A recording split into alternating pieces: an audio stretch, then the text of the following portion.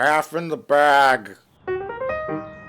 Well, I heard you went on a date with Mr. Plinkett.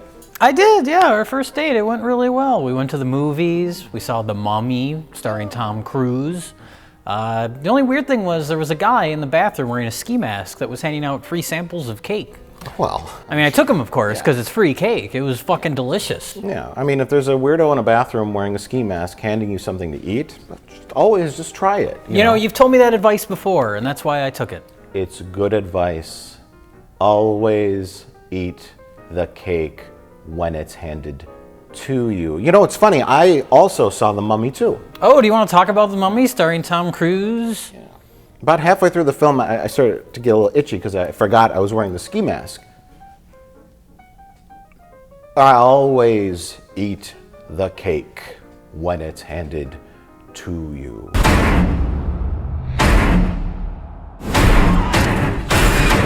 Welcome to a new world of gods and monsters. The Mummy is the first and last entry in Universal's Dark Universe Cinematic Universe, or the UDUCU for short. It stars Tom Cruise as a confused elderly man who seems unaware what movie he's in, who uncovers an ancient tomb that unleashes Sofia Boutella as a soul-sucking mummy. At last, cinema now has that sexy mummy that we've all been clamoring for. The movie co-stars Russell Crowe, Jake Johnson as Griffin Dunn, and a blonde woman who will work for scale. Mike, what did you think of The Mummy? Well, Jay, I know this film has been getting bad reviews, but I have to say I loved it. No, I'm just fucking with you. It sucked. It might have been the worst film I've ever seen. That's not true. You know what? I would describe this movie as watchable. The third act gets really tedious, but I think it was watchable, but I still hated it. I hated it for everything that it represents, which I guess we'll get into because it's way more interesting than the movie itself. Before seeing the movie, I had put a question out on Twitter where I was like, if this movie flops, is that the end of this dark universe before it even gets going? And people were responding. Multiple people were saying, it doesn't matter if it flops here, like foreign market, foreign release. And so that idea of like doing well overseas was in my brain while watching it, and it became more and more prevalent when the exposition was so on the nose and explaining exactly what was happening. And there's multiple flashbacks to a prologue just to keep reminding you exactly what's happening. And normally we say like, oh, the movie's made for dummies, but I think this movie's not made for dummies. This movie is made for people that don't speak English. And the foreign market is more important than making a decent movie. And so that was my biggest takeaway from this movie. And it just felt so pathetic. Yeah, the long stretches of flashbacks that have voiceover explaining. There's a big one with Russell Crowe. Yeah. And then there's several other ones where you're saying that they could just swap out the dialogue and they don't have to do like voiceover. They could just change it out to whatever they want. Yeah. And for the Chinese market, they could change it out to the mystical Chinese god of so-and-so bestowed the mummy with magical power, and change the story too. Yeah. Why not? Why not? Why not? Who needs integrity or decent film? Yeah, it's. I think the best word to describe this film is pathetic, because it even has that at the end. It has that Marvel like music. That's like where it's like ramping up to the end to get you excited for the next film. It's like copied directly from that. Oh yeah. And so it's like Universal Studios is just like going, what do we got? That's all I was thinking about was like, yeah, there's the classic Universal monster movies from the 30s and 40s. And these current executives, they're just like, Marvel's big. What can we dig up? We got these moldy old monster movies. Let's turn them into action films.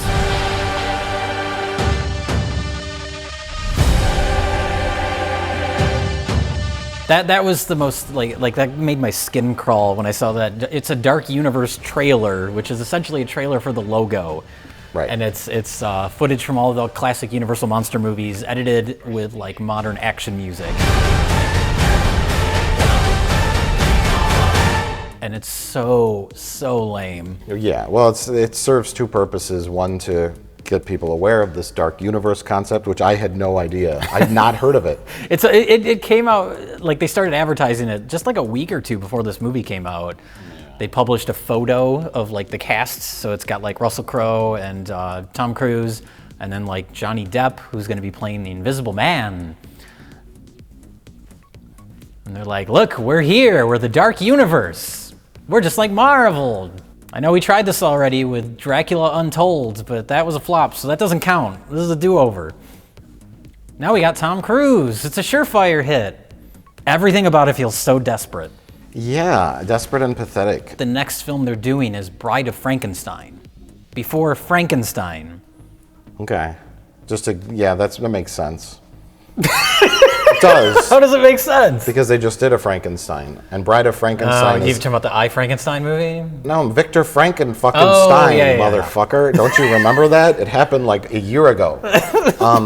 They just did that. I mean, that movie was better than this, and that movie would fit better in this universe. I don't know if it's part of it or who. No, knows? that has nothing to do with it. I didn't particularly like Victor Frankenstein, but at least felt like it had some personality. And that's this movie. Yeah. It's like eating a rice cake. Like, there's nothing to this. Yeah, but I can see them wanting to do Bride of Frankenstein because that hair is so iconic, and it's things we know again. But this movie was a disaster. There was a thing that I noticed, like, because this movie is directed by a prestigious filmmaker by the name of Alex Kurtzman, part of the Kurtzman and Orsi writing duo that wrote the first 2 Star Trek films. I'm gonna get in this new franchise. Fuck Star Trek, I'm gonna have my own cinematic universe. Here's the Mummy. But yeah, aside from the lengthy scenes of exposition dialogue that were just embarrassing, like, oh God, when the scale blonde woman, like, when she's like, you're just a sly adventurer who spends all of his time searching for antiquities to sell them on the black market. This is actual dialogue. Yeah, and it was like straight out of like a B movie that we'd watch on Best of the Worst. It was just awful. But then I'm watching it, and then the Russell Crowe character appears, and I noticed a trope, or at least I'm going to create it as a trope, and we're going to recreate it for you here. Okay. I'm going to call it the no look, and it means that this guy is all business. This sounds really stupid. It sounds really minute, but it's so corny looking on screen as a visual. The construction guy runs up to him and he goes, sir, wait a minute. What are you doing lately? He goes, and hands him like a letter, like, and keeps looking around, as in, I'm too important to even give you the time. I'm focused on this shit. Sure. And it's like film school level directing. You know what I mean? Hey, you know this area is off limits. Talk to the judge. This is my crime scene now.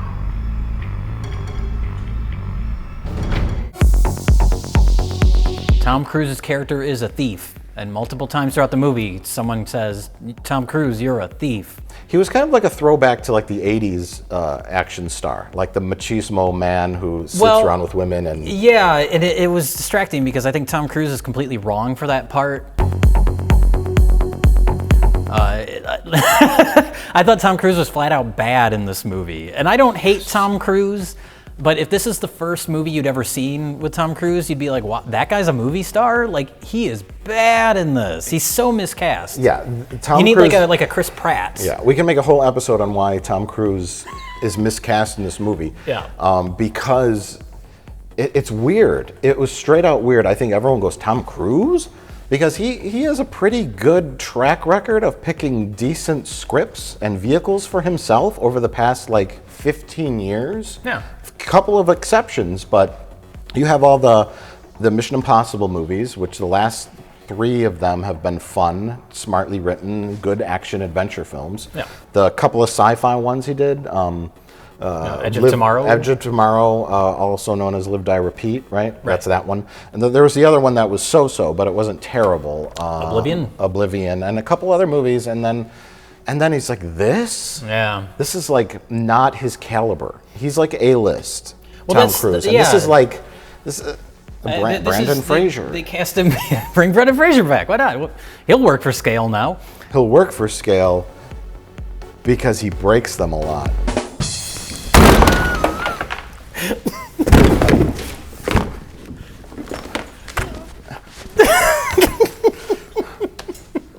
I know I shouldn't be talking, but that was a damn fine joke. That was a quality joke. So much that it threw off my sense of balance. Tom said, "This is bigger than anything I've ever done before." Well, Jay, let me just wrap up what I was saying about Tom Cruise and The Mummy. And so you're like, Tom Cruise in this film? And then he seems like a guy, he should be playing like a Chris Pratt kind of aged character, like 33. Tom Cruise Someone is, that's the same age as his love interests. Yes. Which is now a running thing with Tom Cruise movies. well, yeah. We saw a trailer for some other film he's in, and I'm like, is that his wife or his daughter? Or his granddaughter. Granddaughter, and then and I looked it up, and there's like a 25-year difference or something like that, and then I'm like, oh, okay. I mean, this lady was like, I think once you're just broke the 30-year-old mark, as a woman, you can play Tom Cruise's love interest. Oh, okay. I mean, good for them. To his credit, he does not look 58. Well, especially not with all the digital de-aging. Oh yeah, that's a thing now, isn't it? That's a thing that Hollywood doesn't like to talk about, but these aging movie stars, it's in their contracts. They click a couple buttons on their computer and it like smooths out crow's feet and wrinkles and stuff Yeah. with magic. of the Tom computers. Cruise will be the same age forever now. Yeah. He can just never go out in public. Mr. Cruise requires a 30-foot distance between him and the lens. It'll be like old episodes of Star Trek whenever you see him, where it cuts to like Dr. McCoy and it's like perfectly in focus, and it cuts to a lady of a certain age and it's like blurry. We gotta put that old-timey filter on. We're filming a lady, gentlemen. And usually Tom Cruise, we've discussed him many times before on this program. He's a weirdo in real life. He's strange, but as an actor, he usually transcends and does a really solid job. He's a true Hollywood actor, movie star professional. He's got limited range, but like you mentioned, he's very good at picking the right scripts for. He knows what movies will utilize his limited range well. And this is like, he doesn't do like smarmy, cocky, like that does not. No. Like we say, Chris Pratt. That's the modern day actor you would cast in a role like that. He can deliver your lines for you convincingly, and he can run around. And he's got a bit of wit to him, but yeah, he doesn't pause and do like the dramatic movie in between the blockbusters. He's just like, I'm just doing blockbusters from here on out. I did my thing. He did Magnolia. He was good in Magnolia. Well, yeah, Magnolia. Playing a dickhead. Jerry Maguire. That reminds me, I can't possibly be the first person to make this joke, but I was very disappointed that in this movie, at no point did Tom Cruise say, "Show me the mummy." That's my only joke for this episode. I think you need to digitally de-age your jokes. 1996 called it, wants its joke back. Yeah, so like I said, the film starts with Nick Miller and Tom Cruise riding around in the desert looking for stuff, and they cut to old Mesopotamian statues being shot up. And ISIS does that. They blow up old things. Sure. Old Buddhist statues, old antiquities from the ancient world. They blow them up and they shoot them up. And then, so they go down to this little village, and they're in Iraq somewhere. And then it's like, let's go down to the village. Tom Cruise acts like a child by cutting Nick Miller's water bag. Yeah. He said, let's go down to the village. And they go down there, and it's like, and cut. Whoa, we're in trouble. So calculated. And it was like, It feels like a movie made in a lab. well, yeah, the structure and the cuts and stuff, but it was also like, it had that kind of like, let's try and be a wacky, fun Marvel movie or an Indiana Jones type film. Yeah. And the modern day setting of Iraq with like ISIS and terrorism and stuff just felt like a really big like clash. Like I was like, oh, this isn't fun. This is awful. This is a little city being bombed now. Yeah, and then they bring in the airstrikes, and but the premise was that Lady Mummy, who was going to be Mummy King, going to be like Cleopatra, but her father gave birth to a son who would then become the heir, so she's like, I want to be the king or queen, I'm going to kill everyone. She had to do some kind of ritualistic sacrifice to bring the god of evil to earth so that she could rule mankind, blah, blah, blah, basic bad guy plot. Thank God we see this flashback 6 times throughout the movie. They tell us in detail what happened, and then they carry her 1,000 miles away and bury her in this very, very, I guess they took the time to carve all those statues too. Sure, they had nothing but time back then. And since Tom Cruise is a brazen, swashbuckling dude, he just says, fuck it, cut it open. For some reason, they rigged it to where if you cut a rope, that probably would have rotted over 5,000 years, it brings the sarcophagus out of the mercury. It's in a pool of mercury, yeah. Why would they have a system rigged up to raise it out of the pool of mercury if they wanted to keep it submerged? And that was another moment where I was like, Tom Cruise is just terrible in this, when he makes the decision to just shoot the rope or shoot the chain. And it's showing him, and he's looking around, and he just kind of goes, yeah. And it was so bad. You know what? And his casting is very calculated too. Oh yeah, no, that's I think why they kind of decided to make this the official kickoff of the Dark Universe, because it's like, look, we got Tom Cruise. He's a movie star. These are real movies. Yes. Because people in all sorts of foreign countries all over the world probably know who Tom Cruise is more than a Chris Pratt or a star that's more appropriate for the part. Oh, sure. So yeah, very calculated. He doesn't fit, but he does in the long run because of box office returns.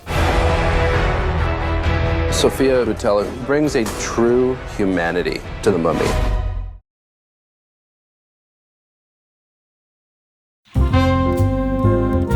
Well, Jake Johnson dies in this movie, and then he comes back as like a spirit, like a zombie spirit, to guide Tom Cruise along, and it's exactly the same fucking thing as American Werewolf in London.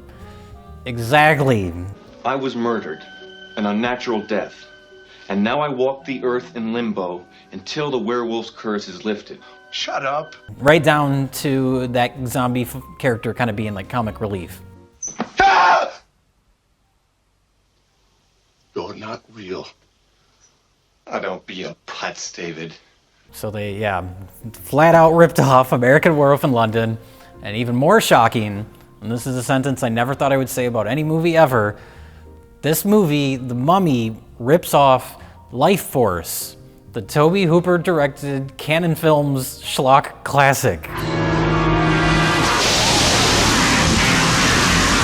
The mummy comes back and it's sucking the life force out of people, and the people it sucks the life force out of become like zombified minions. And then there's chaos in London at the end. That's the exact same thing that's happening in Life Force.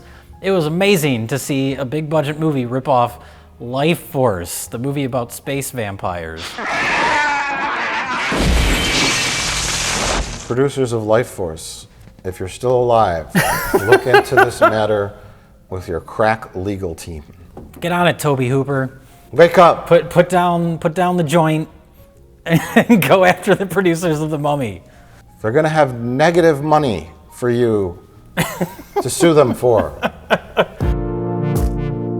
Actually, the budget of this film was only $125 million.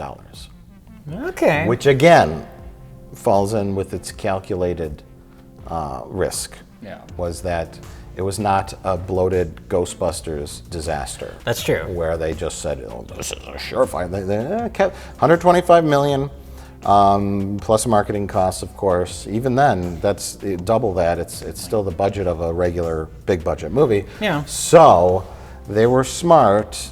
I bet you Tom Cruise has a little contract where he worked for less on this in order to have a piece of the whole franchise as a whole. Oh, yeah. They set this movie up in a way where they can drag him back out for any of these movies that they want. Yeah. I have a feeling they want him to be their Robert Downey Jr. Yes. Although his salary probably won't explode out of control, but and he's not as appealing as Robert Downey Jr. Yeah. Or as good. Yeah. Or as funny. Yeah. Or as talented. Yeah. Or as big of a draw. Yeah. For the box office. Right. But I have a feeling Tom Cruise said, Yeah. I'll be in your movie, but I want a piece of the big pie. including all the follow-ups and spin-offs and Yeah. Creature from the Black Lagoon, all the nonsense they're going to make from this, or maybe won't. Or maybe won't. But yeah, so you have a relatively small budget, which is why it felt kind of like a cheap movie, because then they could worldwide they can make their money back. But that's, speaking of budget, that's the weirdest thing to me, is that they decided to make, I mean, I guess it makes sense if you're looking at it like worldwide box office. In foreign countries, you want to make something that has that sort of fun Avengers type tone. But you look at like the original Universal monster movies, they're horror movies. Do something like follow the Blumhouse model and make these very, very modestly budgeted actual horror movies. Because horror movies, especially right now, are consistently doing well. They consistently make money. People like horror films. But by making a movie like this, you've alienated those people because they're like, fuck, I don't want to see action mummy movie. Yeah, that's a good point. Somebody said the Chinese don't like American horror films. And that's the thing. Maybe, Is yeah. that they want to follow that Marvel formula, even if it's a bigger risk. But you're right, if Universal scaled it back and did smaller, kind of really creepy, get Oz Perkins to direct There you go. the director of a fine film called The Black Coat's Daughter. The Black Coat's It's a Daughter. wonderful horror film. Check out The Black Coat's Daughter. It's a slow burn, folks, but it's good. There were many different ways to go, and I think they went for the biggest, I don't want to say safe bet, but Well, I think, starting with The Mummy was probably the best option if you're going this route, because people think of the Brendan Fraser movies, and those were kind of fun adventure movies. Like, it's weird because The Mummy is like the worst monster. Fuck mummies is what I always say. Hashtag fuck mummies. well, Dracula and Frankenstein are a little burnt out at this point because they just did Victor Frankenstein, and then Dracula Untold. Untold. I was going to say Dracula 3000. Hey! Shit for brains! Mummy, we haven't done Mummy in a while. Creature from the Black Lagoon, too goofy. The Invisible Man, too, yeah. And then so it's like, yeah, that's a safer bet. Yeah. It's all very committee think. Yeah. And all these, and then they introduced Russell Crowe as Dr. Jekyll. Yes. Who he's okay as Dr. Jekyll. At a certain point in the movie, he transforms into Mr. Hyde, and it's laughable. He's like channeling Freddy Krueger, and not even good Freddy Krueger, like Freddy's dead Freddy Krueger. It's weird. And Dr. Jekyll is the guy in charge of. He's the Sam Jackson. Yeah, he's character. Nick Fury Right. for the monster cinematic universe. Yes. Everything we're saying sounds like the lamest shit, and it's all real. They're doing their best. They're doing their best to capitalize on very, very old properties. It's a hell of a lot of fun. I think too, another thing that like was not annoying to me but confusing was all the globe trotting. And I think it was because you think of like the mummy, the original concept of a spooky mummy. I think like late 1800s-ish is when like old British guys would go over to Egypt and we're taking over and we're just gonna dig around where we please. Fuck your culture. Yeah. And look at all these weird mummies. And then everyone's like, oh, that's spooky. They wrapped up their dead bodies and preserved them. That's creepy. So the idea that a mummy is a monster is a little dated and almost racist. You can't make a movie where a civilization's burial ritual, which is part of their culture, is a scary monster, because then you'd have people with the signs outside the theater. Yeah. You'd have a bunch of white college students protesting in the streets about just how racist mummies are. Yeah. So Lady Mummy is not really a mummy. She's just a bad guy who they mummified. Right. And then they moved her over to Iraq. So they find her in Iraq. And then part of her magical dagger is in the burial chamber of Christian crusaders who also become evil mummies. So they As intentionally removed as possible as we can. They intentionally took the subject matter and smeared it out amongst different cultures and religions, so that you now it appeals to everybody. Yes. The Christian Crusaders, those knights were also evil mummies. We're in Iraq now, and also a little bit of Egypt. Hey, whoa! It's like they're putting a blindfold over your eye and spinning you around. And then you have to figure out which way is the protest that you want to go to in order to complain. So you don't really know. Yeah. Because really, if it was just, if this was like a Wonder Woman-esque movie where it took place in the early 1900s / late 1800s, and Tom Cruise was like, I'm Safari Man from England, and I'm just going to start digging in Egypt. I'm just out for glory. I'm out to find treasures. I'm out to loot all these tombs because I'm a British man. and if they did that and he found a mummy and the mummy went, and then it would be like, this is the most racist thing. It's like when people look back at how the culture, the Indian culture was portrayed in Temple of Doom. Sure. Even though it was modern day farcical in a way. It was kind of like making fun of the old serials. There's a layer of not satire, but a self-awareness. Yes, where it's sort of like that's how that kind of mystical stuff was portrayed in old-timey movies. We didn't understand a lot of their culture, so we thought they ate snakes and did weird shit. Right. So we kind of made fun of that in our safari adventure films. Right. And so if they did something like that, that would have been a disaster. So I think this doesn't feel like a mummy movie because it's all over the map, literally. Well, I guess we didn't warn about spoilers, but who cares? Let's skip to the end. This is the ultimate who cares movie. Yes. Tom Cruise's character arc is that this is like a Saturday morning cartoon simplistic. He's a guy who only cares about himself, but decides to save a lady.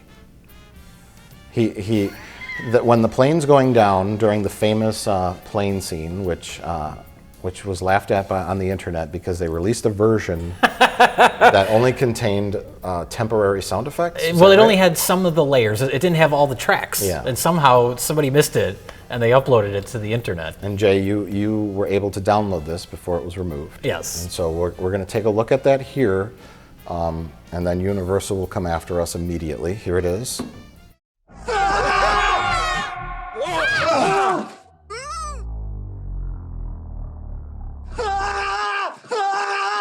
And that's all we could show you. So the plane is crashing that they're on. Tom Cruise gives blonde lady a parachute. And he's like, here's a parachute. And then she's like, you were selfless. You gave me the only parachute. He's like, I thought there was two. Yeah. And then so he's like, I really didn't save you. I still am kind of an asshole. But then at the end of the film, Tom Cruise heroically saves her by stabbing himself with ceremonial dagger to become an evil person. Right. So he scared her back to life? I think that if you can assume that that an evil creature can suck the life out of somebody, that you can give it back. Because he does revive Jake Johnson. Oh, that's right. So he could be back for his wacky antics in future films. But yeah. He's like, thanks for bringing me back to life, Tom Cruise. Now we can go on more adventures. That was literally the dialogue. He even says Tom Cruise, and they just left it in the film. I thought that was off. They didn't have another take to use. So, yeah. So he becomes an evil monster, and so that was his character arc. He likes stealing things and going on adventures and being a man who likes to go on adventures and steal things. But now he's an undead mummy man. Yes. And we see that. The result of him saving the blonde lady's life turns him into a cursed character, and now he's the mummy. And there's a shot where they show his hands, and he has mummy bandages. He has mummy wrapping on his hands for no reason other than, oh, he's a mummy now. I get that. It was amazing. I could not believe it. It was pure schlock. There's absolutely no reason for him to have that on his hands. Well, they're in the desert. And the film opens the way it ended with him. He's got he's protected by the sand, and you can only see his eyes. And it kind of ends that way. Well, then we get the voiceover from Dr. Jekyll. He's saying, like, we may have to call on him for future adventures because a monster needs to fight another monster. Come back for the next film, y'all. And then it irises out to the Looney Tunes music.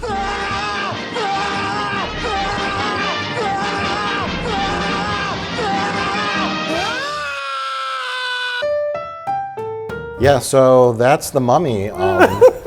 It's downright embarrassing. It's yeah, as we've said, pathetic and embarrassing. Pathetic and embarrassing. Those are the two words I think that accurately describe this movie. If your grandfather stumbles across it on TNT at like 2 o'clock in the afternoon on a Sunday, he'll probably say, that was an okay movie. Yeah. But that's it. Yeah. That's it. So I'm going to start with my recommendation. Stay far away from The Mummy. I thought it was laughably bad at points, but not a lot. It's more you have to look at like the thought process behind the movie. Yeah. Like I said, the movie itself is watchable, but it's more like I just spent the whole time thinking about like all the creative decisions that went into making it the way it is. But knowing how these movies are made, and how like on the nose some of the dialogue was, made me laugh out loud. Just an average viewer probably wouldn't. Sure. But like when the lady starts doing the exposition, and it's very badly written. Yeah. I laughed at that, or some of the way that things were revealed. I think I even said, you were just saying the dialogue before it happened. It's like, this isn't a tomb, and I'm like, it's a prison. It's a prison. And then it wasn't designed to keep people out. It was designed to keep her in. It's designed to keep her in. We got it. Yes. Move along. Yes. Oh my God. And she just starts immediately talking into her little like Bluetooth, like, I'm Professor so and so, and I'm here to log what I find here. Translation: tell the audience what's going on. Yep. Like, oh my God. So I laughed at stuff like that, but I wanted it to be over. And I was miserable, and I fell asleep, and it was too loud. I'm sorry, Universal Studios Monster Movies Tour Expanded Universe, you suck. You have these great properties, these classic characters, and that's the worst part of all is you're not doing anything clever with them. Yeah. It's so exhausting. It's so exhausting. If you haven't seen Bride of Frankenstein, watch Bride of Frankenstein. It's a legitimately great movie, and it's really fucking weird. So I would not recommend this movie because I don't want to encourage this. We're talking to you, Chinese. Maybe it won't play in China because of the ghosts-ish elements. Yeah. Maybe. Wouldn't that be great? This is definitely a huge misstep right out of the gate, though. This is the putting the cart before the horse. Big time. Big time. Just like the Ghost Corps. Yes, exactly like that. So stay far, far away from any theaters playing The Mummy. Don't even watch other movies in the theater, in the same theater. You just might be exposed to it somehow. It's like a deadly pathogen. Wait till everything's gone from that theater and it's been cleaned. Then go back to watching movies again. Okay. So you might catch like a ticket stub on the floor, an old poster. It'd be like Alien Covenant, the stub kind of flies up and gets into your brain. Yes, and flies into your ear. And then all you hear is...